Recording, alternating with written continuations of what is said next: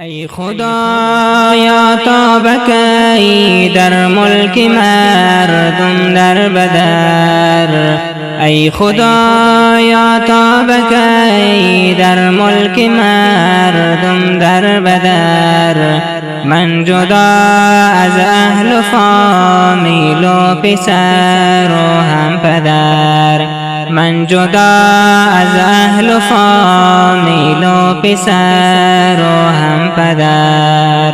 اسم من احمد شو گردیدم مسافر ای خدا. اسم من احمد شو گردیدم مسافر ای خدا. از فراق کندوزی زیبای خود با اشکها. از فراق کندوزی زیبای خود با اشکها. خسته و افسرده حال و درد من. خسته و افسرده حال و درد من. در فراق دوستانم مستمند. در فراق دوستانم مستمند. چون گلی پژمرده و زرد و خزان گردیدم. چون گلی پژمرده و زرد و خزان گردیدم. آب بارانم دهید از هجرتان افتیدم. آب بارانم دهید از هجرتان افتیدم. در چمن و بوستان من یک درختی با ثمر. در چمن و بوستان من یک درختی با ثمر. ریشهی من پدرم و شاخهی من یک پسر. ریشهی من پدرم و شاخهی من یک پسر. ای خدایا تا بکی در ملک مردم در بدر. ای خدایا تا بکی در ملک مردم در بدر.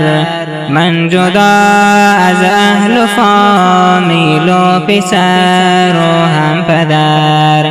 من جدا از اهل و فامیل و پسر و هم پدر. اسم من احمد شو گردیدم مسافر ای خدا. اسم من احمد شو گردیدم مسافر ای خدا. از فراق کندوزی زیبای خود با اشکها. از فراق کندوزی زیبای خود با اشکها. عبدالخالق پدرم ای جان من تاجی سرم. عبدالخالق پدرم ای جان من تاجی سرم. شفیق الله پیسرم آن نور دید و بصرم. شفیق الله پیسرم آن نور دید و بصرم. از جدایی ها کنم شکوه به نزد ظلمنان. از جدایی ها کنم شکوه به نزد ظلمنان. تا که با هم گرد آییم جمع شویم ای عزیزان. تا که با هم گرد آییم جمع شویم ای عزیزان. ای خدایا تا بکی در ملک مردم در بدر. ای خدایا تا بکی در ملک مردم در بدر، من جدا از اهل و فامیل و پسر و هم پدر، من جدا از اهل و فامیل و پسر و هم پدر.